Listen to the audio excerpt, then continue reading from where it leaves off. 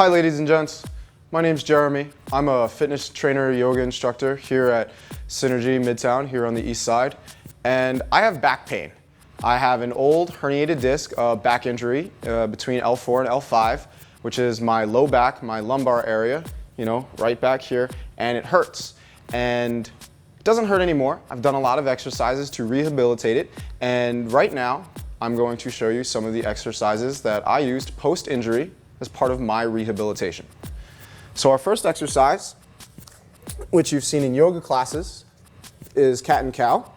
You really just want to work on mobility in your spine. So on the inhale, I drop my chest, I lift my head, I point my tailbone, and on the exhale, I curve my back like a cat, tucking the head and tucking the buttocks. When I inhale, I open up through my spine, and when I exhale, I close off. And you just want to feel this motion in your hips and your lower back. If you notice, there's not a lot of head motion. I could be doing a lot more with my neck, but that's not the goal. It's my lower back that I'm trying to pay attention to. It's my lower back that I'm trying to show care for. So I just concentrate on mobility in the lower back. And right now I have 4 limbs on the ground. When I lift my leg, I make the exercise more difficult by only having 3 limbs on the ground.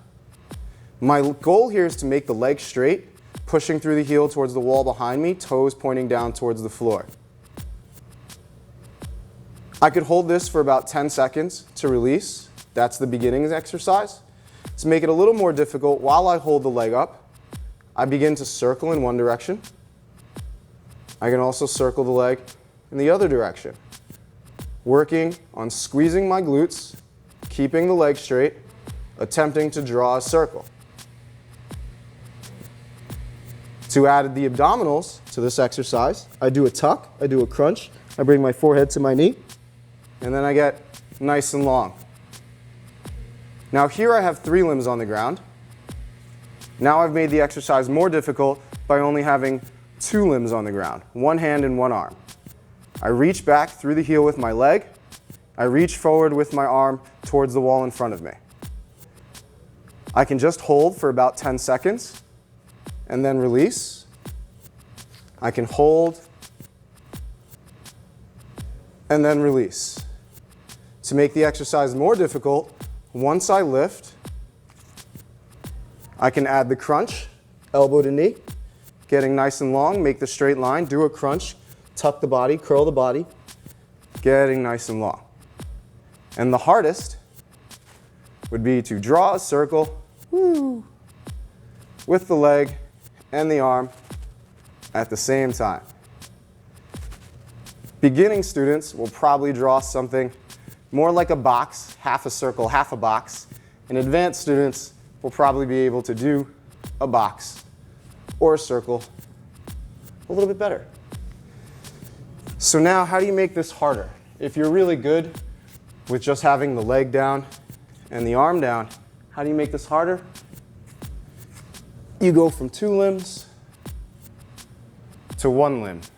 Again, identifying with the straight leg back, active in the glutes. Lower back has to do a lot of work here because my low back is now supporting my entire body weight.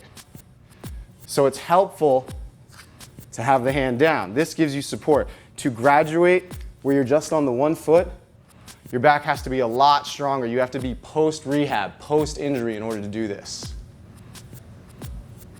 So, just like before, can you get long?